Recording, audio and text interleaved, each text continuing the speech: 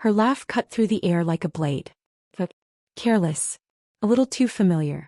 I froze in the kitchen doorway, the serving spoon still in my hand as I heard it again. Lighter this time, touched with a softness she never used with me. It drifted across the backyard like a secret meant to be overheard.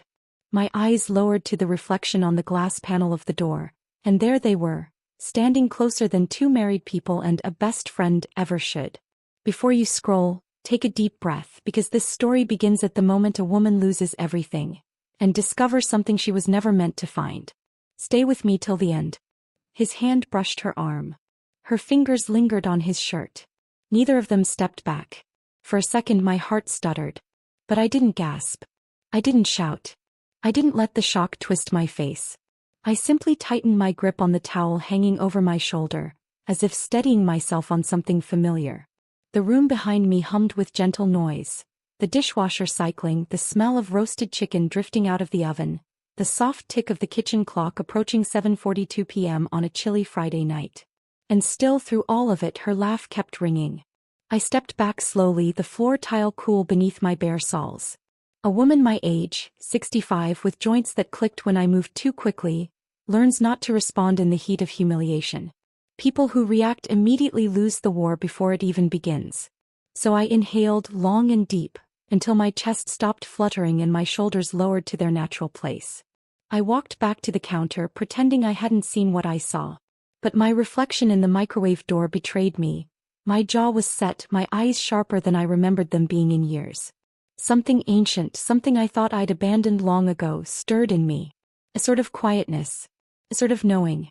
And beneath it, a small, barely visible smile. I wiped my hands and stepped out into the backyard. They didn't notice me at first. I stood just behind them, listening as they whispered. Her perfume, jasmine and something too sweet, mixed with his aftershave. Their bodies angled inward too naturally. She tapped his arm while telling a story and he leaned in at just the right moment, like they had practiced the rhythm. Only when a breeze rustled the leaves overhead did they both turn abruptly, that guilty jerk people make when caught with their hands too close to fire. "Oh," she said too brightly. "You scared us." I lifted a brow. "I'm in my own home. Should I have knocked?" My husband's face went stiff. Her smile wobbled. But she recovered quickly, she always did, tilting her head like she was checking if I was in a pleasant mood. "We were just talking about work," she offered. Of course they were. Everyone whispers about work when they're standing too close in the dark. Instead of responding, I brushed past them and headed to the patio table where a half-finished bottle of iced tea sat sweating in the fading light. I poured myself a small glass, my hands steady, deliberately slow, letting them wonder if I had seen anything, heard anything, noticed anything. Because uncertainty is the first crack in a guilty person's mask. The porch light flickered above us, a small, irritating glitch I had been meaning to fix. The sudden shadow flash made the whole scene feel strangely dramatic, as if the world itself wanted me to pay attention. Her voice faltered for the first time. "Do you need help with dinner?" "I've managed for 40 years, I said calmly. "I'm sure I can handle it tonight too." Her smile froze in place. My husband cleared his throat and walked back inside, mumbling something about checking the oven. She lingered a moment longer, adjusting her hair unnecessarily, her eyes sliding toward me with a mixture of curiosity and caution, like a thief trying to read whether the homeowner had noticed something missing. When she finally followed him inside, her perfume trailed behind her, wrapping around my senses like a taunt.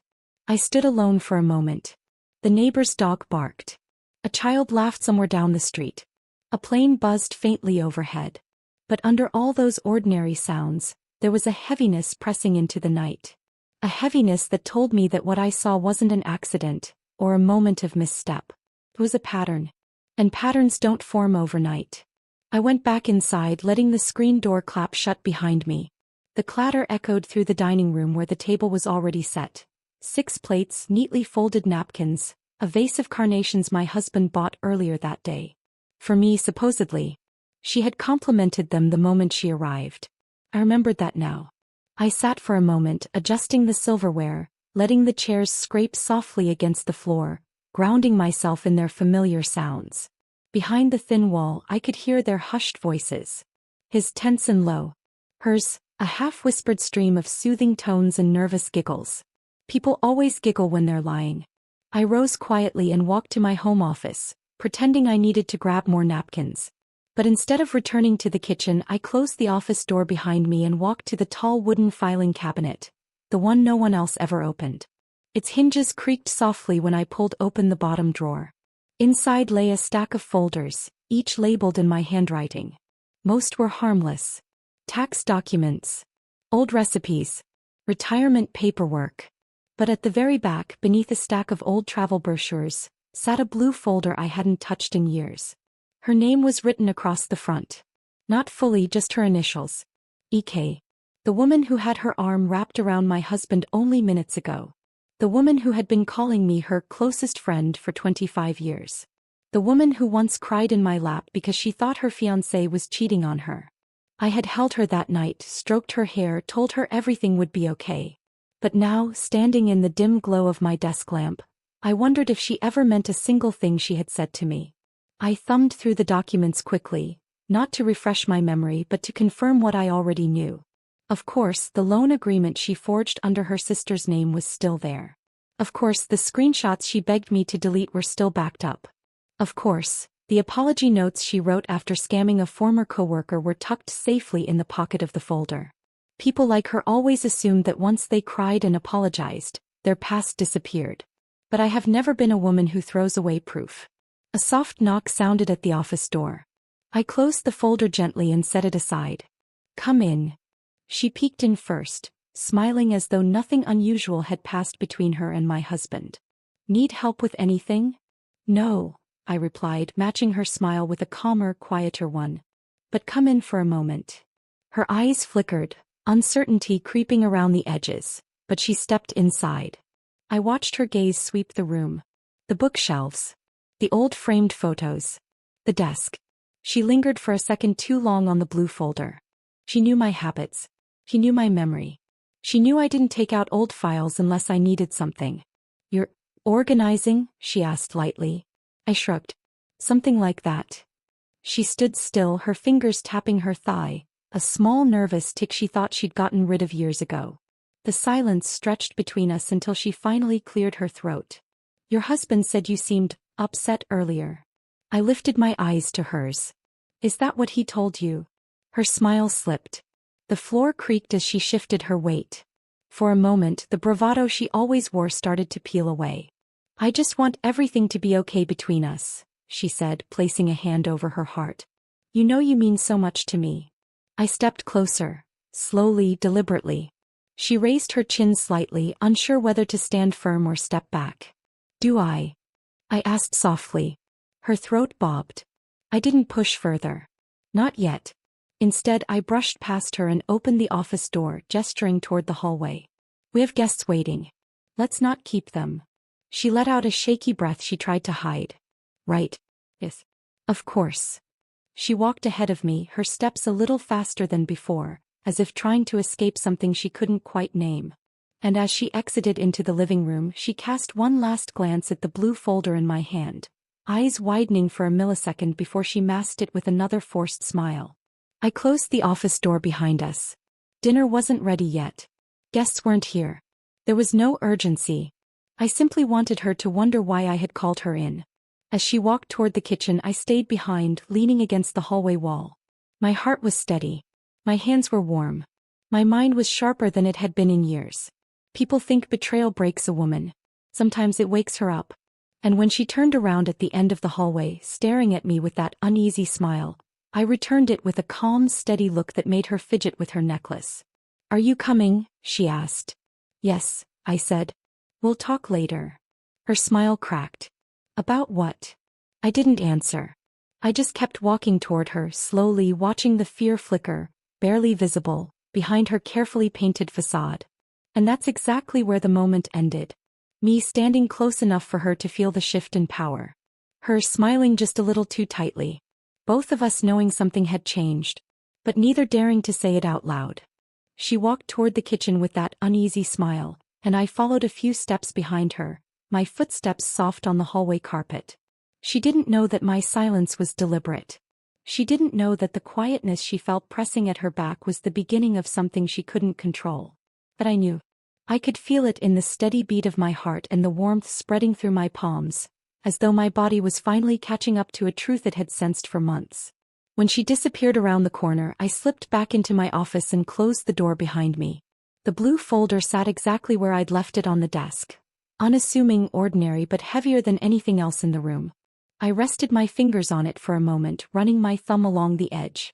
The paper felt cool, familiar, almost comforting in a strange way. A reminder that long before tonight, before her perfume wound itself around my husband's shirts, before that laugh pierced the backyard air, I had known she was dangerous in small, subtle ways she thought she hid well. I pulled the chair out and sat down slowly, letting the room settle around me. The lamp cast a soft glow across the desk, turning the folder's surface into a warm, muted blue. I opened it carefully, as though disturbing it too quickly would stir up emotions I wasn't ready for. But I was ready. Oh, I was more than ready. On top lay the handwritten apology she gave me 12 years ago. I hadn't intended to keep it. I just slipped it into this folder in the middle of a hectic moment and forgot to throw it away. I didn't know then how useful forgotten things could become. I unfolded the note. Please don't tell anyone. I made a mistake, but I'll fix it. You're the only one I trust. I remembered the night she wrote that. Her hands had been shaking, mascara smudged under her eyes. She told me her fiancé made her do it. Later I learned she lied about that too. I set the letter aside and reached for the other papers. Photocopies of the forged loan signatures she claimed she never meant to submit, screenshots of messages she begged me to delete because she didn't want her boyfriend at the time to see them, and the old spiral notebook page where she drafted a fake medical excuse for missing work. She told me she'd only do it once. People always say, just once, right before they repeat a mistake. As I sifted through the papers, a faint hum from the refrigerator in the kitchen drifted through the wall. The smell of roasted chicken reached my office door, warm and earthy. The clock ticked steadily, grounding me in the present even as my mind walked backward through years of overlooked warnings. I pulled out the small envelope that held the screenshots I printed from my old phone, the ones she didn't know I saved. My hands trembled slightly, not from fear but from something like recognition. Recognition of the woman I used to be, the woman who forgave too quickly, trusted too deeply, and believed that secrets simply faded when someone cried hard enough. They never fade, I whispered to myself. They wait. I powered on my old laptop, the one I barely used anymore. The fan sputtered loudly, a tired old sound I knew well. This computer held backups of old messages, voice memos, and photos I never sorted through. My current phone didn't have any of it. Another reason she assumed her past with me was buried. The screen lit up slowly, the light washing across the room. I clicked through folders, opening files with her name on them, then files with my husband's name, then ones that included both. Conversations, saved photos, and old group messages I had forgotten existed, each containing tiny inconsistencies I ignored at the time. A soft ache tightened in my chest, part betrayal, part clarity. How many red flags had I smoothed over because I wanted to believe my friend wouldn't harm me? How many moments did I dismiss as coincidences because I wanted my marriage to remain steady? The more I clicked, the more the pieces aligned. In one voice memo from 8 years ago, she bragged to me about convincing a coworker to cover a debt for her. In a saved message from 3 years after that, she admitted to lying to her partner about where she spent the night. In a picture from a charity event, she stood beside my husband, smiling too brightly, leaning too close. I had forgotten that photo. Or maybe I had forced myself to. I leaned back in my chair, closing my eyes for a moment. The room hummed softly around me. My fingers tingled lightly, a sensation I hadn't felt since the day I confronted a neighbor who tried to cheat me on a home repair years ago. It wasn't anger. It wasn't fear. It was readiness. I opened my eyes and took a slow breath, letting the cool air settle in my lungs. What happened tonight wasn't sudden. It was accumulation. And accumulation always leaves a trail. I picked up my phone and scrolled through recent calls. My son had called earlier, asking whether we still wanted him and his family over this weekend. My husband had called from the store, saying he'd pick up dessert. And she had called twice this morning, first to remind me about tonight's dinner, then to ask if she should bring anything. Strange how ordinary life looked before a storm. My phone buzzed just then. A text from my husband. Everything okay in there? I stared at it. My thumb hovered above the keyboard. I could have said yes. I could have said fine. But instead I locked the phone and turned it face down on the desk, letting the unanswered question linger. I rose from the chair slowly, the faint stiffness in my knees reminding me of the years that shaped me. I went to the closet in the corner of the office and pulled down the old box where I kept my memory drive. Inside it lay small pieces of the past I hadn't touched in ages. Birthday cards, receipts, a few photos, and a USB stick I hadn't plugged in for at least a decade. A soft chill swept over me as I held it. Not because of what it might contain, but because of what it represented. The version of me who kept things quietly without knowing one day she would need them. I plugged it into the laptop. A folder popped up instantly. Her name again. Inside were emails she forwarded to me years ago, detailing an issue she had with a client. At the time I thought she needed advice. Now I saw the deception woven into every line. There were drafts she'd asked me to look over, claiming they were harmless. There were also the bank statements she once wanted me to help her organize before throwing them out. She never threw them out. I kept them instead. The folder contained one file I didn't recognize. A recording. I clicked it. Her voice filled the room, confident, careless, unfiltered. She was telling someone how easy it was to manipulate people who trust too much. How some folks never check anything, and how she never feels guilty, because most people deserve to be fooled if they're that naive. My chest tightened. Her tone, her words were not new. They were simply no longer avoidable. I paused the recording. The silence that followed felt deeper than the room itself. I realized then that the unease I saw on her face in the hallway wasn't paranoia. It was memory. She knew exactly what she'd given me over the years. She just didn't believe I kept it. But I had. Every letter. Every file. Every lie she tried to bury in my hands. And now those pieces no longer felt like old documents. They felt like stepping stones. I closed the laptop gently, the soft click settling into the quiet office. I slid the blue folder back into the drawer, not hiding it but placing it where I could reach it again easily. My hands no longer trembled. My breathing no longer felt shallow. Standing in the middle of the room, I felt a kind of clarity I'd never felt before. Not the clarity of revenge, not yet, but the clarity of knowing what someone is capable of. As I opened the office door and stepped back into the hallway, her laugh from earlier replayed in my mind, but this time it didn't sting. It sounded misplaced. Out of rhythm. Out of time. Because the woman who walked into my house tonight, the woman who wrapped her arm around my husband, believed she still knew me. But she knew an older version. Not this one. I walked toward the kitchen. My husband and she stood side by side, pretending nothing had shifted in the last hour. She glanced at me first. I held her gaze. And for the first time she looked away. That tiny moment, barely a flicker, still hummed in my mind the next morning as I stood at the kitchen counter, stirring a pot of oatmeal while the sun crept slowly over the backyard fence. The house was quiet except for the soft bubbling on the stove and the faint ticking of the dining room clock. My husband had already left for work without saying much, and she hadn't called or texted. That alone was unusual. As I tasted the oatmeal, I realized it wasn't the flavor I noticed. It was the stillness. A kind of pause in the air, like the world was holding its breath. Or maybe it was just me. Maybe I had stopped holding mine. I rinsed the spoon and dried my hands on the towel, the fabric warm from the morning light. Then, without hesitating, I walked into my office and closed the door. The familiar scent of old paper and cedar greeted me. Dust motes floated lazily through the sunlight coming in from the window, settling on the blue folder like tiny reminders of everything I once ignored. I pulled the folder from the drawer and placed it on the desk, smoothing the edges with my palm. Last night had opened something inside me, not anger, not rage, something steadier. Something long overdue. I opened the folder and reviewed the spread of documents one more time. Each page told its own story, small but sharp. Each line carried a piece of her handwriting, her excuses, her fabrications, her signatures. All the fragments she assumed had evaporated. But I had them. I clicked on the desk lamp even though the room was already bright. It wasn't for the light, it was for the focus. The feeling of narrowing my world into a single point. Today was the day I would start. Not end anything. Just start.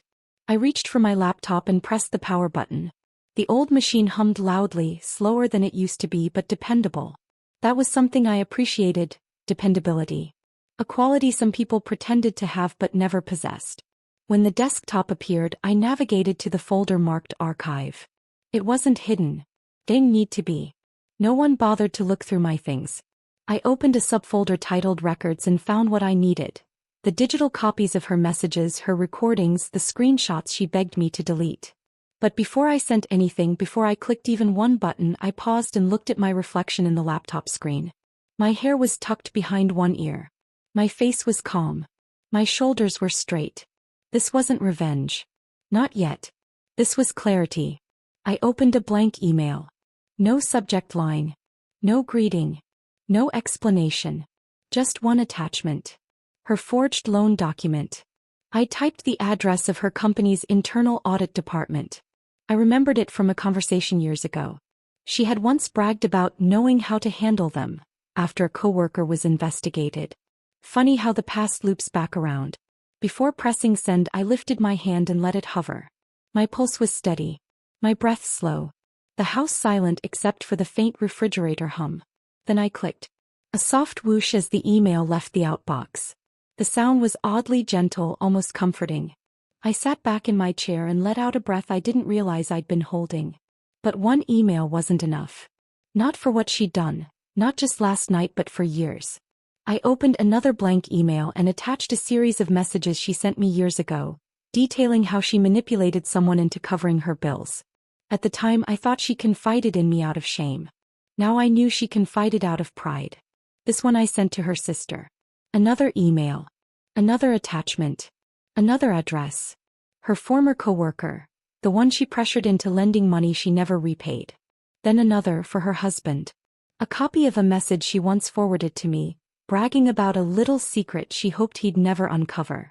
I didn't add context. I didn't add my name. Truth doesn't need commentary. My fingers moved faster than I expected for a woman my age. Years of typing, years of organizing files, years of helping people clean up the messes they created. It all gave me a steady, practiced rhythm. The keys clicked softly under my fingertips, each tap sending out small pieces of her life to the people who needed to see it. Halfway through, my phone buzzed. I froze, not from fear but from alertness. I reached for the phone and flipped it over. A text from her. Can we talk later? I feel like last night was weird. Weird. The word almost made me laugh. I set the phone down without responding. She was growing uneasy, and unease was a powerful thing. It made people sloppy. It made them confess things without realizing it. But I wasn't done. I opened my email settings and turned off all notifications. I wanted no interruptions from the outside world. This morning belonged to me, just as last night belonged to Clarity. I picked up the blue folder again and shook out the last few sheets. Old letters, receipts, scribbled notes she left in my purse after borrowing something. Harmless on their own, but part of a larger picture when placed together. One item slipped out. A small photo from years ago, the two of us standing arm in arm at a holiday event. She was smiling wide. I was smiling too, though more softly. Looking at it now, the picture didn't hurt me. It simply felt distant. Like a memory I observed rather than lived. I placed it aside and continued. The next step wasn't digital. I needed more. I grabbed my coat and slipped it on. The fabric was warm against my arms, familiar. I tucked a few documents into my bag, then stepped outside. The cool morning air brushed across my face, waking me further. A bird perched on the telephone line overhead, chirping its simple, repetitive tune. Ordinary. Peaceful. Almost ironic. I unlocked my car and sat inside, letting the engine warm. The neighborhood looked the same as always. Quiet lawns, trimmed hedges, a neighbor walking her dog down the sidewalk. But I didn't feel the same. Something in me felt sturdier. More aligned. I drove slowly, taking the familiar route into town. The roads were clear, the traffic light. Sunlight glinted off stop signs and windshields. Simple details, grounding details. First stop, the grocery store parking lot. Not to shop. To mail something. I walked to the blue drop box near the entrance, each step deliberate. From my bag, I pulled the manila envelope containing the printed financial records she once asked me to help organize before throwing away. I slipped the envelope in. It landed with a quiet thud. My chest rose and fell once. Slow, steady, unhurried. Next stop, her workplace. Not to confront her. Just to see. I parked across the street, far enough not to draw attention but close enough to watch. Through the large lobby windows I saw people moving. Some in suits, some carrying coffee, some typing at the reception desk. At precisely 10:14 a.m., a supervisor walked briskly toward her desk. Even from a distance I could tell something shifted in the air around her. She stood confused. Two supervisors joined the first. One carried a folder. Another gestured toward a hallway. I watched her face change, confusion, concern, then a flicker of panic. A small, quiet ache stirred beneath my ribs. Not sympathy, not guilt, but recognition. Recognition of consequences landing where they were meant to land. She followed them down the hallway. I stayed exactly where I was, hands resting lightly on the steering wheel, breathing evenly. My husband called then. I let it ring twice before answering. "Where are you?" he asked, his tone tight. "Out," I said simply. "With who?" "Myself." He let out a slow breath, almost irritated. "Listen, something happened. She's—" "I know," I said softly. He paused. "You knew?" "Yes." He didn't speak. I could hear the hum of his office behind him, distant voices. "What did you do?" he finally asked. "Nothing," I answered truthfully. "I just let things be seen." He exhaled heavily. "This is a lot." "I imagine it is." When I hung up, I did so gently, placing the phone face down again. The building's glass doors opened suddenly. Two supervisors exited with her between them, her shoulders stiff, her steps uneven. She glanced around the parking lot, looking for familiarity, looking for rescue. She didn't see me. I didn't need her to. I stayed until she disappeared into a rideshare car, her posture crumpled. Then I started the engine and drove home slowly, letting the air coming through the window sweep across my face. Today was not revenge. It was preparation. And I wasn't done. Not even close. That thought followed me into the house like a quiet shadow as I set my purse on the entry table and slipped off my shoes. The air inside felt different now. Lighter somehow, but also edged with something sharper, as if the walls themselves sensed a shift. I walked toward the kitchen, the soft thump of my steps echoing in a house that had been filled with noise only a day earlier. I poured myself a glass of water and stood at the counter, staring out the window. The backyard looked the same as always. Neatly trimmed shrubs, the wooden fence my husband promised to stain this summer, the faded wind chimes swaying gently in the breeze. But I felt none of the peace I usually associated with that view. My phone buzzed again. This time it wasn't him. It wasn't her. It was her husband. I stared at the screen for several seconds, letting the display glow in my palm before answering. His voice was raw, stripped of its usual calm. "Can I come by? It's important." "Of course," I said softly. "You're welcome." When I hung up, I felt a surprising heaviness settle in my chest. Not guilt, not regret. Something closer to pity. Not for her but for him. He had been loyal. Quiet. Steady. The kind of man who tried to keep the peace even when his wife made it nearly impossible. I wiped the counter, though it didn't need cleaning, and set 2 cups out on the table. It was habit. Something I did for every guest, even in moments when my emotions were tangled. A small, grounding ritual. A car pulled into the driveway 15 minutes later. I saw him through the window, head lowered, shoulders tense. When I opened the door, he didn't greet me the way he usually did. No small smile, no polite nod. His eyes were red around the edges. He stepped inside, clutching a folder. His hands trembled slightly. "I'm sorry to show up like this," he said, his voice thick. "But I didn't know who else to talk to." "You don't need to apologize," I replied gently. "Come sit."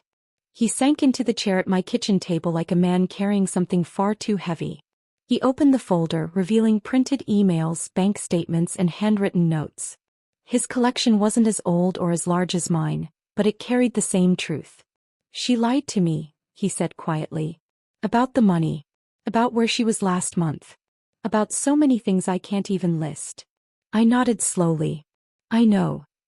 He looked up sharply, searching my face for judgment or shock. He didn't find either. "I didn't come here to accuse you," he continued.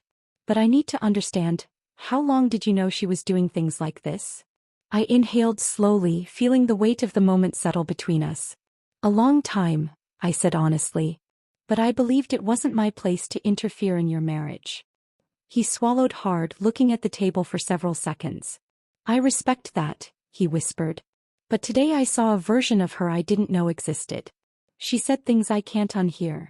He pushed a paper toward me, one I recognized instantly. It was a message she had once forwarded to me, bragging about tricking someone into covering a debt. I remembered her laughing about it, brushing off the consequences. She said someone was trying to destroy her, he continued. That someone sent these out of revenge. I leaned back in my chair, letting the steam from the kettle fog the edges of my vision. Truth has a way of showing itself, I said softly. Sometimes sooner than expected. He exhaled shakily. I think I'm done trying to protect her. He stood abruptly as if the realization had pulled him to his feet. I'm filing for separation. She can't stay with me. My family, they're shocked. They asked if I knew any of this. I didn't. I swear I didn't. I stepped closer and touched his arm gently. I know you didn't. You have nothing to apologize for. For a moment he closed his eyes, grounding himself. Thank you, he whispered. For listening. When he left, I watched him drive away, the afternoon sun casting long shadows across the street. A chapter in his life was ending, and though I wasn't responsible for her actions, I knew I had played a part in revealing them. The truth always carries weight. Sometimes gentle, sometimes crushing. I returned inside, shut the door softly and stood in the quiet entryway. The silence didn't last long. My husband got home early. I heard the garage door open, followed by the heavy tread of his shoes on the inside steps. He walked into the kitchen, eyes darting around as if expecting someone else to be there. When he saw only me, his shoulders relaxed, but only a little. Where were you this morning? He asked, setting his keys on the counter. Out, I answered simply. He hesitated. With her husband? I nodded once. His jaw tightened. He called me at work. Said she was in some kind of trouble and thought I should know. I studied him quietly. His expression was a mixture of frustration, fear, and something else. Guilt, perhaps, though he hid it well beneath irritation. What did he tell you? I asked. That she was escorted out of the office. He ran a hand through his hair. That people were talking. That she thinks someone set her up. And what do you think? I asked calmly. He looked at me, really looked, and something flickered in his eyes. Not certainty. Not clarity. But confusion, raw and unguarded. I don't know, he admitted. Everything's happening so fast. And yet you're here, I said softly. Worried. He didn't deny it. Instead, he sank into the chair her husband had just occupied. She called me. Begging. Crying. She said she didn't have anyone else to talk to. A small, sharp ache pressed behind my ribs. And what did you tell her? He looked down at his hands. I told her I couldn't talk right now. A pause settled between us, thick and uncomfortable. I walked to the sink and rinsed a cup, letting the warm water run over my hands. Do you want to talk to her? I asked without turning. No, he said quickly. Too quickly. Are you sure? He hesitated. That hesitation said more than words. It's complicated, he finally said. I turned off the water and faced him. It's only complicated if you make it so. He opened his mouth, but no words came. Instead, he looked at the folder sitting on the far end of the counter. Her husband's folder. His eyes lingered on it. Then slowly he looked back at me. You knew, he said quietly. Didn't you? About her? Yes. And you didn't tell me? I shook my head. You weren't interested in hearing the truth. His shoulders sagged and he rubbed the back of his neck the way he always did when he felt cornered. She said something this morning, he murmured. She said, she thinks you're behind what happened. I didn't flinch. Do you believe her? He swallowed. I don't know what to believe. You don't have to, I replied softly. Truth doesn't need belief to exist. He looked almost startled by the words. The doorbell rang then. A sharp, abrupt sound that sliced through the tension. We both froze. My husband stood slowly, each movement cautious. When he opened the door, I saw her standing on the porch, disheveled, eyes swollen, hair tangled as if she had run her hands through it too many times. Her purse hung from her shoulder, papers sticking out as though she had grabbed everything in a rush. Her voice cracked when she spoke. I need help. My husband looked back at me, unsure, caught between instinct and fear. I stepped forward, my expression unreadable. You should come inside, I said quietly. Because sometimes the moment someone's world falls apart isn't when the truth comes out. It's when they have to face the one person who stopped pretending not to see it.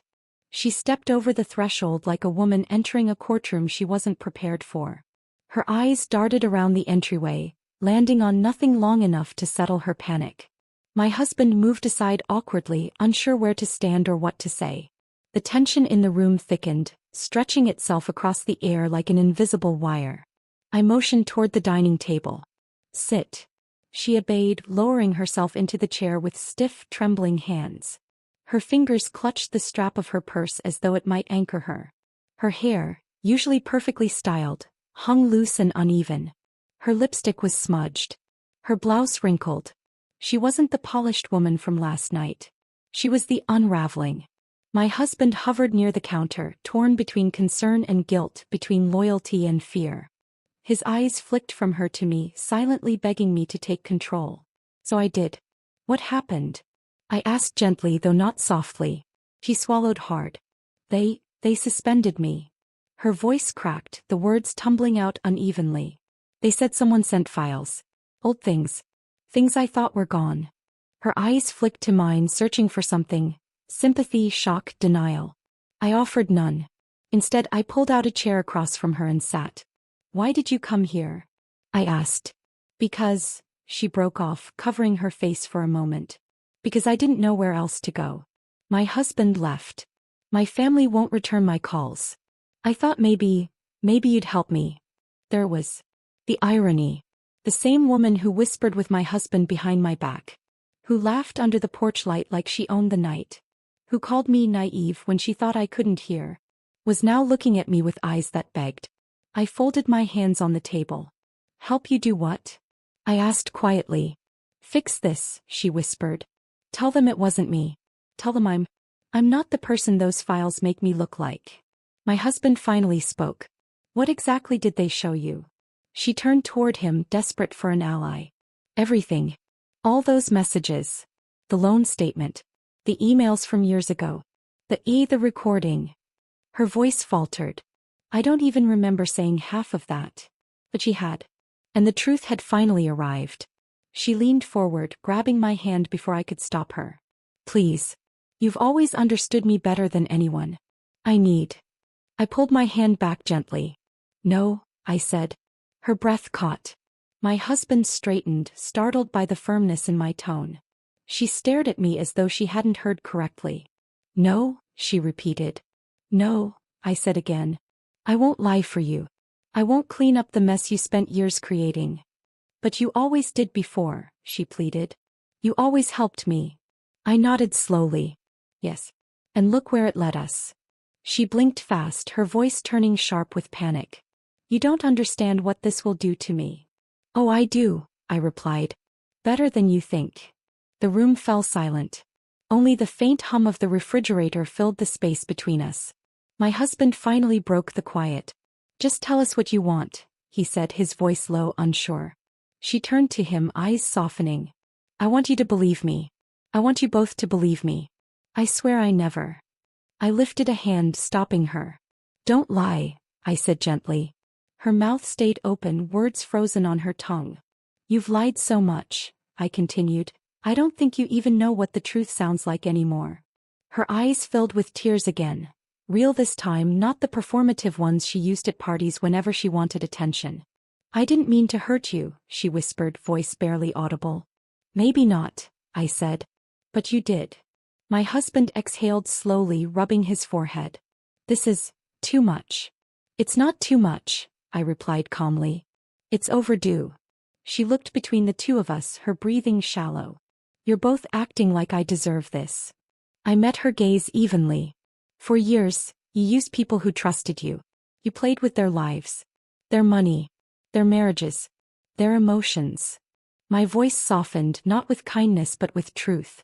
And you never believed any of it would come back to you. Her lip quivered. Did you send it? She asked. All those documents? The question hung in the air. I didn't answer it. Not directly. Instead, I reached for my phone and held it gently in my hand. And right then, Almost as if the universe chose the moment. My phone rang.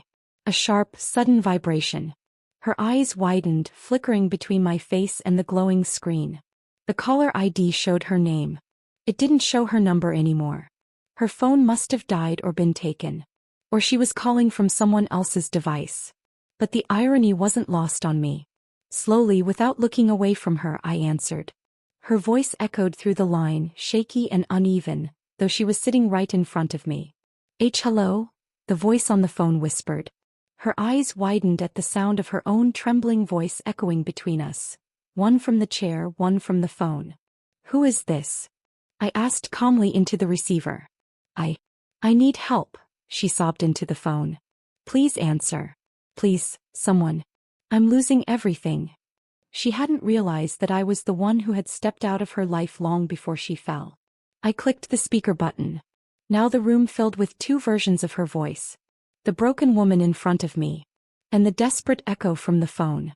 She stared at the device as though it were a mirror reflecting a stranger. My husband looked stunned. I placed the phone gently on the table so her voice trembled through the kitchen like a confession. The version of her on the phone kept begging for someone, anyone, to help.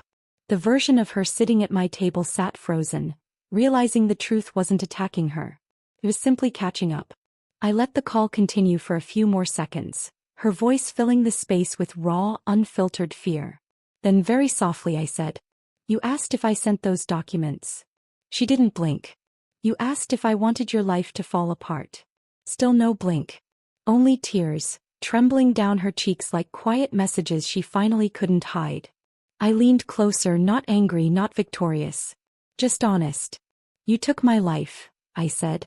"Piece by piece. Trust by trust. Year by year. All I did was stop protecting you." Her breath hitched. You could have warned me." "I did," I replied gently. "Every time you thought I was silent, I was warning you." Her eyes closed as if the truth itself hurt. The call continued, her voice still begging from the other end. I pressed the red button. And ended it. The room went still. She wiped her face with trembling fingers. "What am I supposed to do now?" I stood. "Calm. Steady. Taken. Live," I said. "With the truth you created." She looked at me as though she understood, finally, fully, that the person she had underestimated for years had been the one holding the door closed all along. She rose slowly, gathering her purse with shaking hands. My husband didn't move. Neither did I. When she reached the doorway, she turned, her voice barely a whisper. "Will you ever forgive me?" I shook my head. Not cruelly. Just truthfully. "No." She nodded once, weak, broken, and stepped outside. The door clicked softly shut behind her. And in that quiet moment, in the stillness that followed, I felt something lift from my chest. Not triumph. Not joy. Just freedom. I locked the door. Then whispered the final words she would never hear. "You closed this door long before I did." If this story touched your heart or reminded you of your own strength, subscribe for more powerful stories of revenge, courage, and transformation. Your support means everything.